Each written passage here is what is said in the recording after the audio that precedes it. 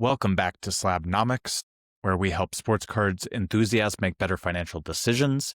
Today on Slabnomics, we're going to have an episode welcoming Iowa Dave Sports Cards, one of the people that I first listened to when I was getting into the podcasting game with my ears. It was great to have Dave on, and some of the episodes that we quoted here are so good to go back and listen to make yourself a little bit better as an investor, as a collector. So that being said, today in our interview, there are going to be 3 takeaways. We are going to talk about how compounding knowledge works just like compounding money, how you can treat failures as tuition instead of as costly mistakes, and how to use an investment thesis so you don't miss out on your next Shohei Ohtani. You guys are going to love this episode. Stay tuned, and I'll catch you later.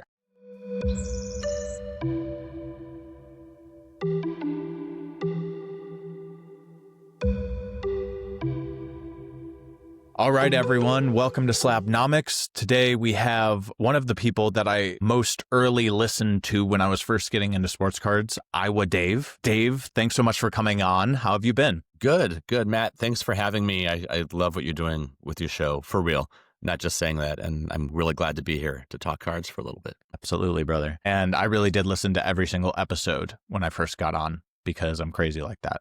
Yeah, I think the themes that you have in your sports card podcast really help people to be better investors, which is aligned with what I'm trying to do through a financial lens. So glad to have you on today. So tell the people, first of all, where your collecting journey started and how it's developed. Sure. Part 1 of my collecting journey was from about 1983 through 1990 or 91. Typical story, got older, got disinterested, and left. Bought one card in the 2000s and then started having kids. Like, no, not the right time. 11 or so, got really interested for whatever reason in the Satchel Paige 53 Topps card. Was on eBay and thought, maybe I should get in now. And like, no, because, the recession was still kind of doing its thing, coming back from it. And at that point, we now had 3 kids at that point, and imagine me saying to my wife, like, hey, I know we've got 3 kids and all these daycares and schools to pay for, but what if I start collecting sports cards? And I think back now, if I had done it, with what prices were, if I had stuck, I know I would have stuck with it because of how much I enjoy it, where I'd be. But hey, regret is what it is. But then I finally got back in 2020, right? During COVID, like so many others did. I wasn't intending to get back in. I went home to St. Louis to see my dad during COVID. My parents never touched my side of the closet in the room where I used to live decades before. And I was really organized as a kid for baseball cards anyway. And so everything was still on top loaders and everything was still labeled and sets were still there and binders and boxes. So I knew exactly where everything was. My intent was to load everything up into the back of our Honda Pilot and bring it back to Iowa and then just sell it. And that's what I started doing. I got very, very lucky on my timing. I'll get to that in just a moment, but I was graded a few things. I got about 15 cards in right before the glut happened with PSA. So I was with the right company at the right time and I got it back and I was able to sell it at the right time. So no skill, right? Just some lucky timing. And I had about 1 or 2 cards left. And I thought, maybe I'll keep some money from one and just see if I can play around with this a little bit. And the card I kept was the 1991 Upper Deck Michael Jordan, the card number 1 with him wearing the baseball uniform. The White Sox was at the SP. I can't remember if it was the All-Star game or if it was spring training, but he was in, it's a famous card now. And I gemmed it. And this was the height, people paying a lot. And I thought maybe I'll get a couple $100 for it. And it went to like $800. I was just to my wife, I'm like, hey, I'd like to hang on to this and just play around a little bit. And she's like, yeah, sure. Go for it. And it just sort of went from there. And the first card I bought was an Anthony Edwards Prism base, because that's what I thought I was supposed to buy. Some baseball cards as well. And it took me a couple years to really figure out what I was doing, where I was going. I've told this story before, but I think your listeners would like to hear it again. I started buying boxes of cards as well. And I was about 6 months into my return to cards when one day I was looking at a box of baseball cards, some cards that I bought. And it took me this long. I don't know how it took me this long to notice it. But I'm looking at this and I thought, wait a minute, there's no logo on that player's helmet. I had been buying Panini baseball cards for like 5 months because I didn't know they were licensed and unlicensed cards. And for whatever reason, my eyes were not perceptive. My brain was not perceptive. And so I just wasted about 6 months buying, these unlicensed Panini cards. Oh, well, it happens, right? And then eventually I just kind of learned. And it's been, several years now, 5 years now since I've been back in. And I was going to say I wouldn't change a thing, but I will say instead I wouldn't change much. Okay, so you've actually given some financial themes there.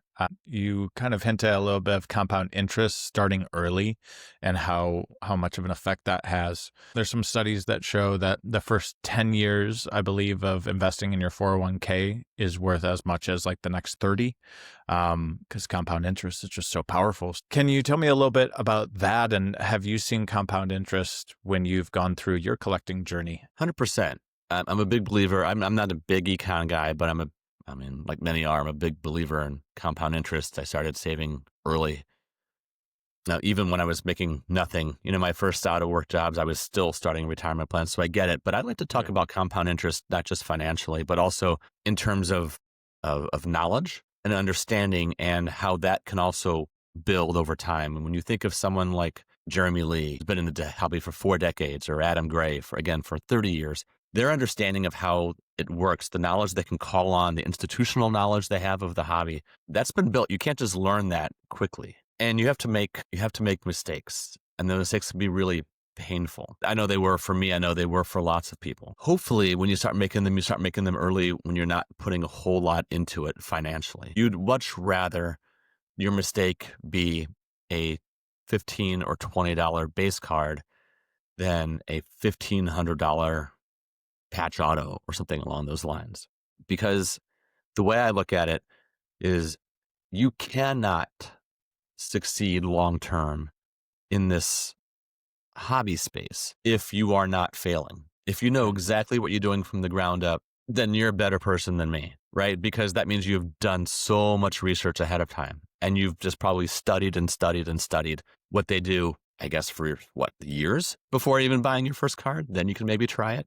I know some people have done that, but knowledge, understanding, patience with yourself, of sort of all the mental faculties that come with this hobby, it's the same as the financial side of it, in which the longer you're in it, the more you have. And the longer that you're in it and the more that you can gather for yourself, the more successful you'll be in terms of satisfaction, but also in knowing that you're putting your money in the right places and using it the right way, I think. Well said. And Dave's Failing Up series, which is going on right now, that series is really powerful. And it seems from an interview that you had wherein you talked about the power of failing with a professor. And I remember he talked about how he was trying to motivate his students to be creative and to try and think outside the box by not creating the usual pass-fail system so that they wouldn't just try and give him the answer he was looking for. Is that something that you found also applies to card collecting, to your podcast, just to life? Have you found that failure opens up creative outlets for you? 100%. And you're talking about Fair Star Cards. That's where you can find him on That's Instagram. Right. At Fair Star Cards. Yeah. The thing is failure is inevitable. And so you can either embrace it and use it as an opportunity, or you can just kick yourself every single time that it happens and then stop trying things. As we're recording this, I'm about 5 days from the semester starting when I start teaching again. And, I tell my students, I'm like, you need to struggle, you need to fail. And if you're not, then that means that maybe I'm not pushing you enough, or that you are not willing to take risks. Risks are incredibly important because it gets you out of your comfort zone. It helps you move 3 or 4 steps ahead instead of just 1 step ahead. And you have to be comfortable with it not working. Now, how do you get comfortable? Well, some people just aren't wired that way. Some people were raised to be conservative and careful. And some were told, hey, you painted outside the lines. Great. Good for you. And as a little kid, you learned, hey, cool, no problem. There are no different rules here, right? I don't have to always stay inside the lines. I don't like my hobby failures. August 31st is when the 18th and final episode airs of Failing Up. And then I'm going to do one after that about myself, which I recap the 18 episodes, but also share some of my own. And I've got 2 or 3 or 4 that I'm going to share. And as I've been planning that episode, I've been thinking them through. And honestly, it's not any easier now thinking it through than when I first went through it 2, 3, 4, 5 years ago. I still kick myself over one of them in particular, but otherwise it just sort of happens. Dave Spinrad, who goes by Rated Rabbi on Instagram, he calls it paying tuition, right? Don't think of it as a failure. Think of it as paying tuition. We all go through it. We all don't know what we want. We buy the wrong things. We sell too soon. We sell too late. It's all part of it. You all have to go through it. It's like this rite of passage in a way. Yeah. Yeah. I mean, failure is such an interesting topic because it's such a harsh word, almost a taboo word. And that goes back to the ego a little bit, right? But nobody wants to go around just saying, I failed, I failed, I failed, I failed. But your podcast opens that door to people. And I think it teaches a lot of lessons about the fact that failure is just opening doors that you didn't know were there. I think the most dangerous thing that we find is that we don't know what we don't know. So if you could give a piece of advice in terms of the financial failures that you've had, and you could distill it down maybe into one poignant lesson, what kind of comes to your mind in that vein? For me, I'm not an impulsive buyer, but I am an impulsive seller. And that's been my biggest failure day after day, week after week, month after month, year after year, in that I find a card that I want and I think about it and I do the research on it. And I'll think, does this fit into what I want to do? And I have these little categories that I want cards to fit into. I want to be a player who I like. I want to be a set that I appreciate. I want to be a design that I find aesthetically pleasing. And once I've done my homework and once I think of a way that I can then afford it while staying within my budget, I sometimes just go. And one way that I'll just go is by moving other cards. And then invariably a month later, 6 months later, I'm like, why did I move that card? Because the thought that I put into the new card was the same amount of thought I'd put into the card that I just impulsively sold. And then when I move it, I'm like, you love that card. Like, what are you doing? This happened with, most of the time this has happened with Shohei Ohtani. I identified him, like lots did, as really someone who is going to be not just generational, but like spanning generations. A game breaker. Absolutely. He was not the best player of his generation. He might be the best player in a century. I saw how much excited I was to watch him play, to follow him, even though he was in Anaheim and you could hardly ever see him. His cards were visually okay, but there were some that I identified that I liked a lot. I liked the way they looked, either with a parallel or with an image or whatever. He'd just come off his first arm injury, so he was down. His prices were down, and I could actually afford them. And with my background as first in sports media and then later as historian, my antenna is pretty tuned to knowing who's going to stick around and who isn't. And I thought, this is someone that's going to stick because he's popular on multiple continents. He's doing something that nobody else has done before, and he's charismatic, and he's big and strong and good. He's going to stick. And so I got a lot of his cards now that I really wish I had back, that I would move. Now, some I moved because I had to. Like one time I had to buy a new computer. And it's like, hey, this is a great way. Sell the card. Great. Once was to help with like a vacation. So, okay. But other times it was like, there were some that I moved that I don't know what I even moved them for. And the cards that I moved them for, I probably have moved since. I get so excited about jumping on the card that I have studied and decided that I want, that I forget about the work I put into the ones before, and I will just impulsively sell. Now, since then, I have recruited a couple of people or started to trust other people who I will run some of my moves by ahead of time, and they will tell me when to stop. Don't do it. But I didn't have that for a while, and I made some moves. For example, I had a 21 Heritage Chrome Gold Refractor Ohtani out of 5 that I found raw a little over 2 years ago. Pretty good price. Graded it, BGS 9.5. Time I ever used Beckett. Very scary. The communication is terrible.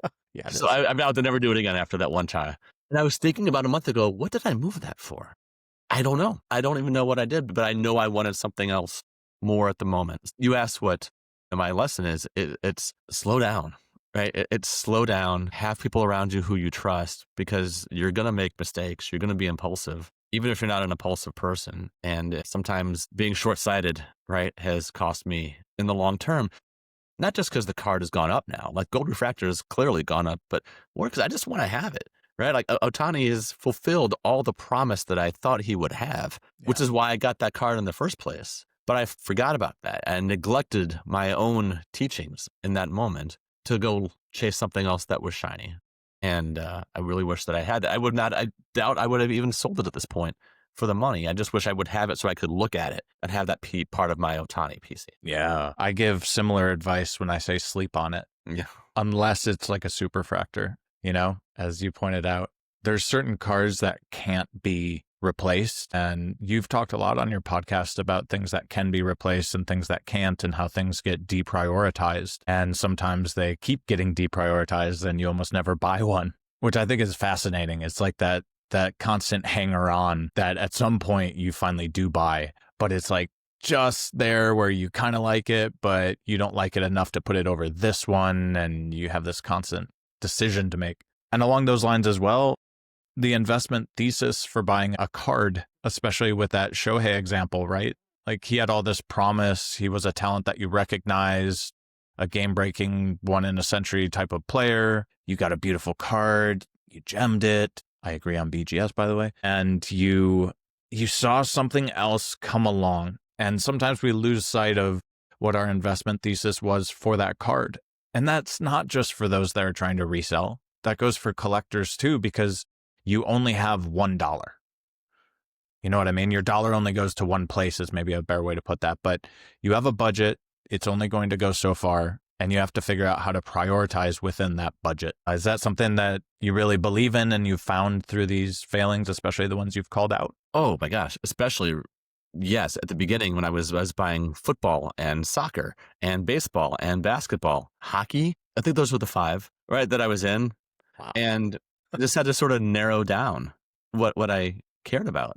It doesn't mean that I care about basketball any less. It doesn't mean I care about football any less or any of that. It just means there's only so much in your budget. And I could either have a little bit of a lot of things or a lot of a couple of things. And I chose to focus on the lot of a couple of things, and instead of going broader, going deeper. And that's been definitely more fulfilling. But, I would just look at my box of base cards, and I would for some reason I had 3 or 4 Darius Garland rookie Prism base cards. I don't know why. I had like 3 or 4 Juan Sotos. I always joke about my big Juan Soto problem. But eventually I thought, you know what? I love baseball. I'm from St. Louis. Baseball is a religion there. And then the other itch that I scratch is I collect basketball. I collect pre-Panini WNBA. So 97 through 18, which was Pinnacle, Lear, and Rittenhouse.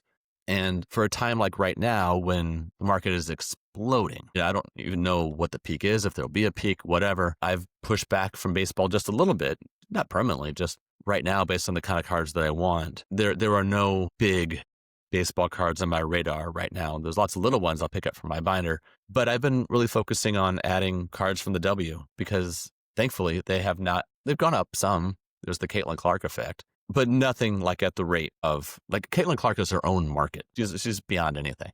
But, I picked up a Candace Parker rookie Rittenhouse right before the National. I was just delighted to get that. And if that was within my budget, what else is, you kind of have to see, but that's it. Baseball, all eras, and WNBA. And sure, I still love the NBA. There's no sport that I watch more on TV than the NBA. Football is great, but you just can't do everything. Or do you want to have maybe like your home, and then as you get more comfortable, maybe a night somewhere as well as like a second getaway or retreat? Or do you want to have like 9 cabins scattered across the U.S. and North America? For me, your whole life is just 2. visiting your cabins. Yeah, that's right. You can only visit one at a time anyway. So I choose to go deeper on 2 rather than broader on 4, 5, 6, 7. Yeah. I learned that lesson when I used to watch every NFL game. So kind of similar, but if you hyper focus into one. And I just learned that I stopped enjoying it as much because your brain gets tired of seeing the same thing over and over. At first you love that, but you get fatigue. And thank you for sharing about the WNBA stuff. I know that you don't talk about that stuff as much. I truly believe that collecting is a manifestation of the identity you either want or you have and want to manifest. What about WNBA particularly attracts you? Sure. There are a few different things. One is I know exactly where I was when they played the first ever game in 97. Right. I was working in Dallas, interning in Dallas. I was still in school. And I just remember watching the game on TV. So I felt like I was there from the ground up. I saw it. I know there was the ABL before that and some European leagues, of course, but I felt like I was there on the ground floor, right? Lisa Leslie, Rebecca Lobo, and they brought in some of the older players as well. Like Nancy Lieberman-Klein was playing in it. She went back to the 70s, but they kind of brought her in because they wanted to have that her represented in that league, and Lynette Woodard. And I always just kind of knew who they were. I remember I knew who Cheryl Miller was well before I knew who Reggie Miller was. ABC Wild World of Sports, RIP, right? Would had this big special on Cheryl Miller. And I was just, for whatever reason, just really fascinated by the quality of her play at USC. And then I didn't know where she went. Like, there's no way to follow her. And I guess she went overseas to play. But then she pops back up into the W as a coach, right? Like, oh, there she is. They acknowledge her. They recognize her. It doesn't hurt at all that I have 3 daughters, and I want them to see themselves and see representation in my collection as well, not just a bunch of dudes. And then the other big thing is I went to the University of Iowa, which has always been a really strong institution for women's athletics. So when I was, in college and I worked for the student paper or whatever, I covered women's basketball. I covered it when I was 19, 20 years old. And I had a coach named Vivian Stringer who went on to go to Rutgers and be successful there, one of the greatest coaches of all time. I was always have just been around it for my formative years. And when we were older, my wife and I moved back to Iowa City. Not that old, but I mean, when our kids were younger, we moved back to Iowa City after being in Chicago for about 10 years. And we now live about 1.5 miles from the arena, which means that we could go see Caitlin Clark play basically whenever we wanted, until senior year when, it was impossible to get a ticket. And so that just built, and to see how our girls were so excited to follow her and Megan Gustafson and Kate Martin and some of the other Iowa players. I just think between my own history with the sport as a fan, as a professional, and now personal with the kids and proximity, it was just the natural thing for me to collect. Plus, it was way more affordable than the NBA with players that I have less interest in, except for a few. LeBron's great. Yeah. I mean, the money aspect of it and how it comes in and changes the sport and changes dynamics, I think filters down into the collecting market really strongly. And some would say it's a lot more pure before all the money comes in and dilutes things, and you get bad actors and people trying to do different things. And change is always just kind of scary. But there's a few things in there that you call out. The fact that you have family ties into it being a good example for your daughters, being there at the ground floor. It's really interesting stuff. I'm trying to draw any parallels that I have through my fandom. I'm a Packers fan first and foremost. I was born in Green Bay, so that's kind of a thing where I think people in Green Bay don't have much. If you go through the city, you're not impressed by a beautiful skyline or any attractions or draws, but they have the Packers. Like, the stadium is right in the middle, in the heart of the city, and everything's built around it.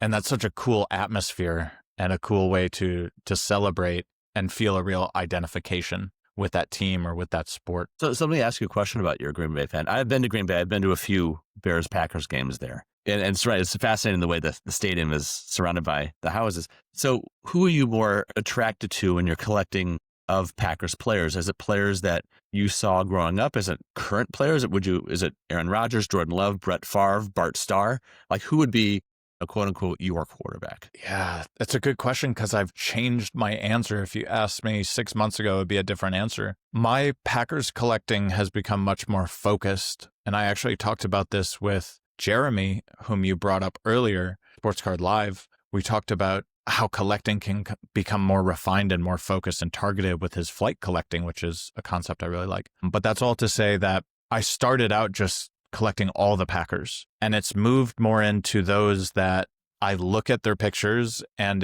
it's about what portal it brings me to. Unfortunately, when I see a lot of Aaron Rodgers stuff, especially late years, it just brings me into his lack of commitment, his lack of trying to build a team around him and making sacrifices to make that happen, his ego, while him claiming it being smaller through ayahuasca, doesn't really strike many people and doesn't strike me that way. So early days Aaron Rodgers brings me back, when he was just running and gunning and just every receiver was just lighting it up with him. Those are beautiful days. And so I have some cards of Aaron Rodgers from there, like the 2014 Air Marshals silver. But to me, it's not about the most expensive cards or the nicest ones. It's just about how they make you feel. So I have a lot of Bart Starr, because that's like You talk about Bart Starr with Packers fans, you go to Green Bay and talk to them about Bart Starr, and they just, I don't know, they light up, man.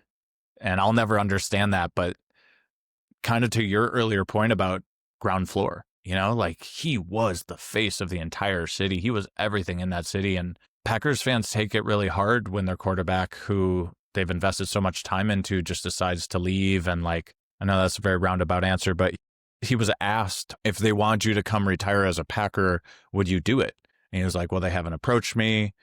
But then one thing he said really irked me. He said, I don't think it would really matter. And I'm like, if you don't think it would really matter, you have not connected with the people of Green Bay. Retiring as a Packer is paramount to your legacy, to repairing bridges like Favre. So long answer to your question there. Yeah, it's interesting how, there was that story several years ago about how he disconnected from his family, right? Mm-hmm. He clearly has some connection problems. I don't want to play pop psychologist with Aaron Rodgers, but, Packers, that doesn't matter. Family, they're gone too. It's like, what's going on with him? But yeah, it's interesting. And you do come territorial too, I think, with you with the Packers, and you see people who are coming to it a little bit later, or they don't necessarily understand the way you do. But I know I was very territorial over Caitlin Clark, and I've been very honest about it. I don't own a single, well, that's not true. I own one base Prism card that my daughter and I pulled out of a pack, but I'm not touching her cards right now because they're too expensive. And honestly, I'm not sold. She could be the greatest of all time. She could also be Trae Young, right? Lots of scoring, lots of assists, and not a lot of winning. And we'll see. And I've said that publicly before. I hope she's great. But when her senior year, when she really took off nationally, and then she's drafted and everything else, I would get really frustrated when I would see people post her cards and talk about her. Like, you don't know her. You didn't see her play. You didn't see her freshman year showing up with a mask because COVID was going on. You don't know that she's from the Des Moines area. None of that matters, right? That's just kind of silly stuff.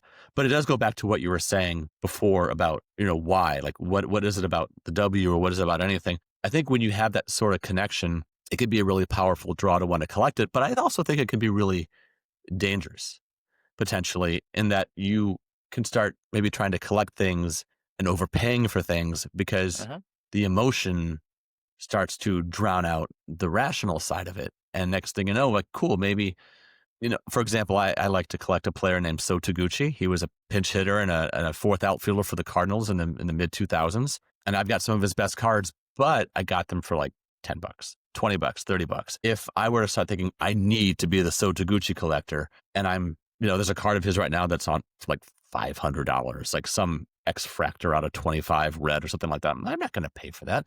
But some people do wrap up their identity into their collections. And I think if you can't distinguish one side from the other, I think that's when you can really blow it. Yeah.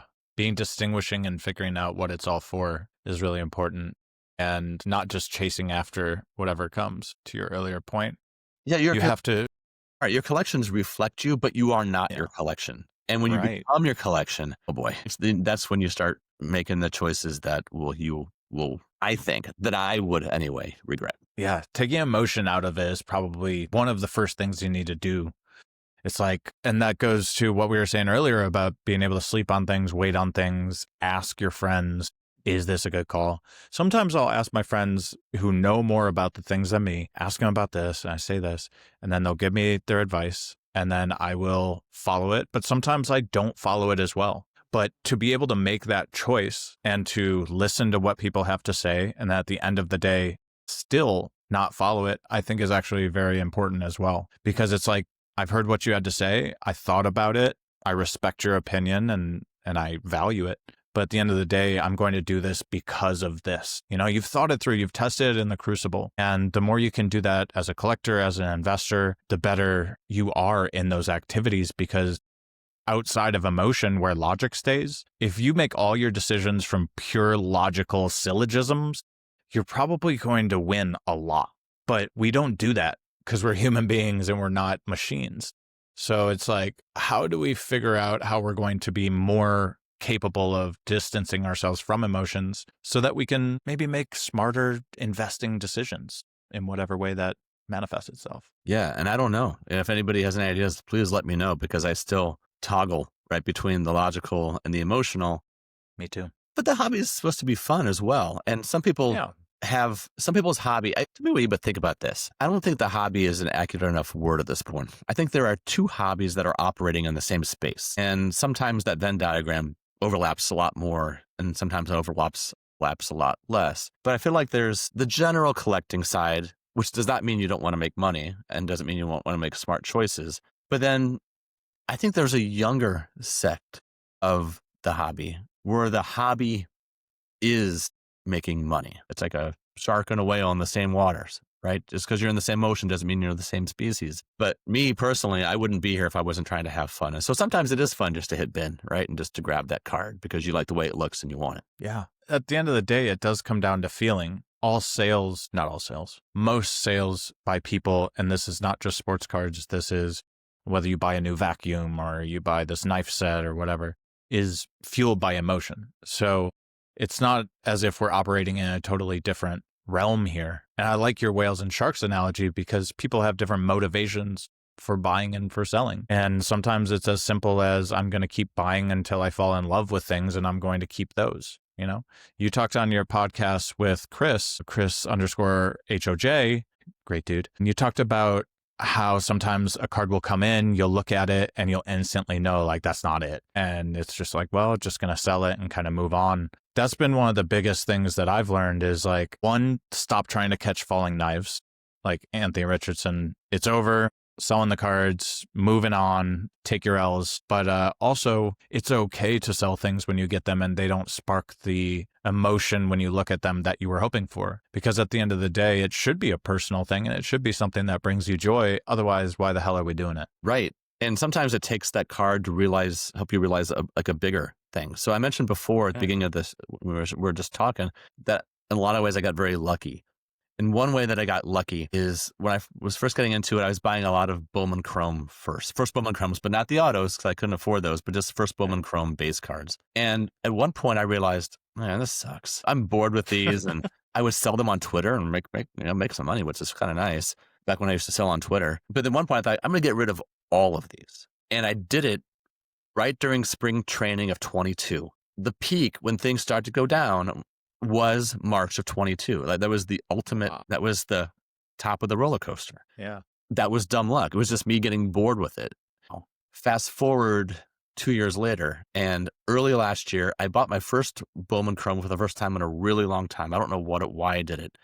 It was Bobby Witt's first Bowman Chrome gold out of 50, PSA 9, not the auto. Again, really good price off my slabs. I don't know why the person was selling it for that price. I bought it. As soon as I bought it, I regretted it. I didn't even have it in hand. I had remembered, like, I don't prospect. The only active player I have in my collection is Ohtani. Why did I do this? Because I was hoping something in my mind that goes, oh, this is a money play, which is not what I want to do. And it arrived, no authentication because it's my slab. So I got it like 2 or 3 days later, opened it. Yep. Nope. Put it right back in, put it back on my slabs and made like $10 or lost $5 on it or whatever. But sometimes you have to be reminded, and that it wasn't that I didn't like Bobby Witt. It was that I don't like the feeling of prospecting because then I can't watch a game and I can't read the news without everything being stressful and reading into everything. Everything is stressful. But oh my gosh, even Ohtani is like, oh, he went 0 for 4 yesterday. I knew I shouldn't have bought that card. I knew it.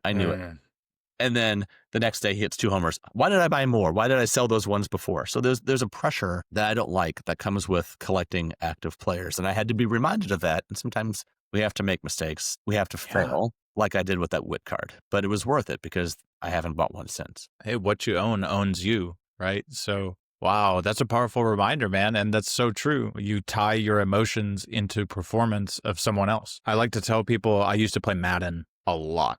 Like a lot. And I played it not because I wanted to like win Super Bowls, but because I enjoyed building teams, which might sound crazy to people, but I would fantasy draft it. You start over, you build your team like as an NFL draft, as if they were starting over. And I would do that. And then I would take them for seasons on seasons, like 10, 12, 15 years. And it was just like you build up, you make good trades, and you just have this wealth of resources over time. And then you have to deal with salary cap. And I just enjoyed that kind of team building aspect of it. And then I heard Naval, who's this venture capitalist and creator of AngelList, very well-known entrepreneur.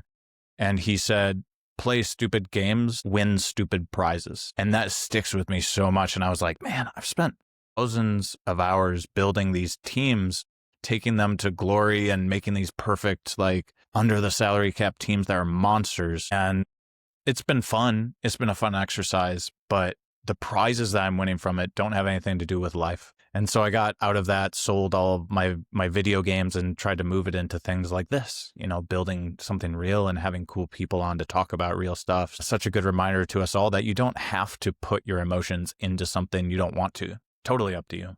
We won't have to be in this hobby space, right? We don't have to be here. We don't have to trade anything. Don't have to buy anything. Don't have to sell anything. We have autonomy over ourselves. Yeah. Own what you do. So you talked about failures. You bring that up a lot, but I think you're a very successful person. So let's flip the script a little bit and let's share with the people as well some of the things that you've been successful with and some of the reasons why you think that is. I'll move away from the cards just a little bit and talk about the podcast, The Shallow End. It started for two reasons. One, to kind of connect with people. I didn't really know people in the hobby, and I was just sort of there floating around, and I thought this would be a great way to connect. But also I wanted to learn how to do the technology. I mentioned I'm a teacher, and I work in teaching media and other things. And I realized I didn't know how to do it, and that was kind of a good way just to throw myself in and start. But I'm really proud of the connections that I've made through it. There are some folks who have 8, 10, 20,000 followers, and they've earned it. They've worked really hard, but I've tried to build mine really organically by just, a couple followers at a time. If somebody writes, I write back. I try to not just to say thanks, but to look through their collection and say, hey, thanks for listening. By the way, love that Jim Brown card you got, and you're like, that's amazing. And just try to build a little bit of a community, I think. I'm happy with that. There's only been one time I think I ever said, please like and subscribe. And I felt dirty saying it, which is not saying anybody else should be. It just wasn't I'm not much of a salesperson. I sold Cutco knives in college for a little bit. Right. And I sold like 2 knives, like to my aunt and to my parents, because I hated asking people to buy stuff. And so I just want to put a good product out there.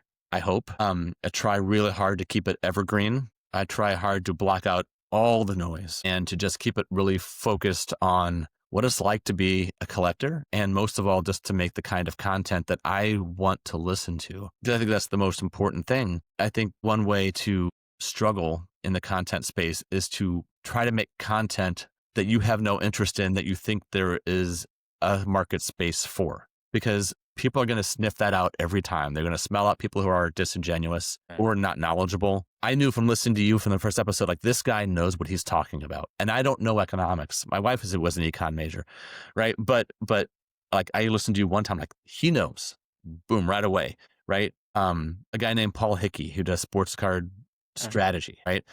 He just wants to sell. And a lot of people turn their nose up at that, but he was honest from day one. He says, he doesn't even like cards that much. Right? He has a little bit of a Magic Johnson collection, but otherwise he just saw an opportunity. He goes, this is what I'm going to do. And I just appreciate people who are really honest.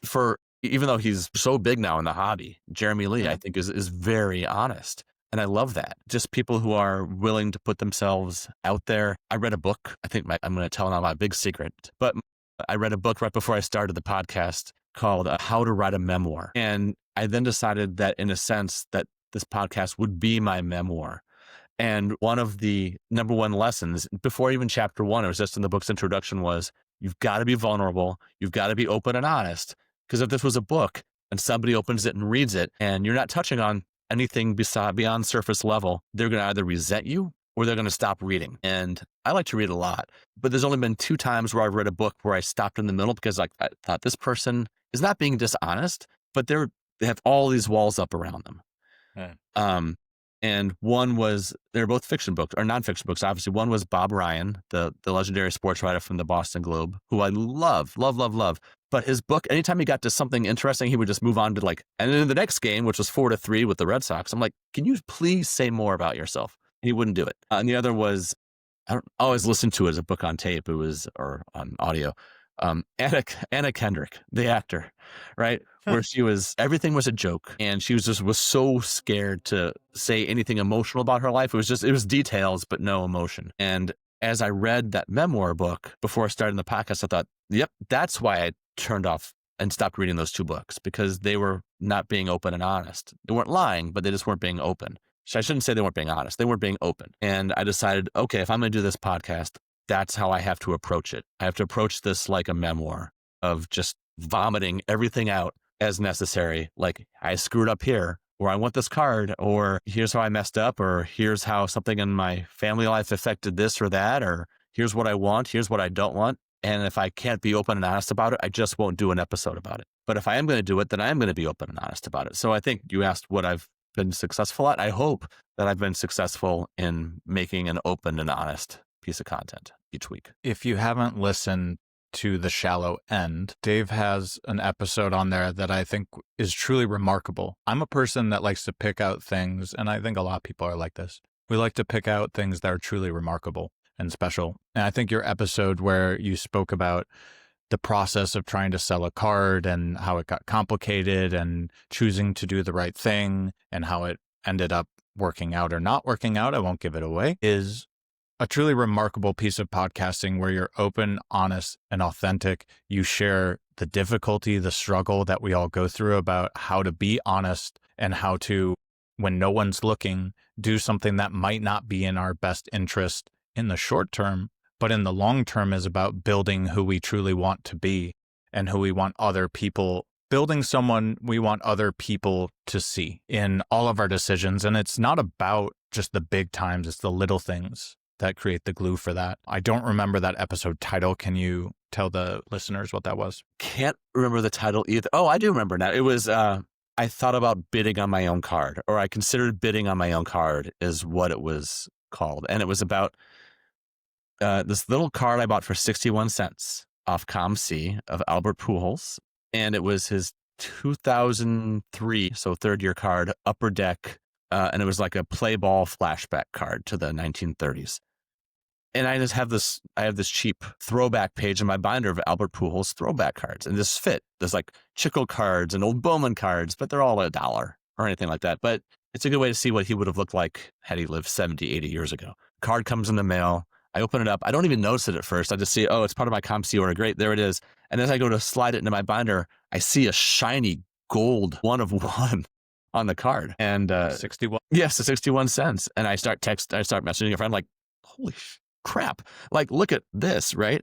You know, I tried to sell it and I didn't know how much it was worth, and I got some offers and I still didn't know. And basically I eventually sent it off for consignment because I had no emotional attachment to it. I went to ComC and bought another one for 90 cents. And then tried to sell it like, hey, great, free profit. Even though I love Pujols, I don't even know what this set was. I don't know what the set was, but it was like a artist proof parallel 1 of 1. But then after a while, I became unsure of what it was and thought I had it figured out.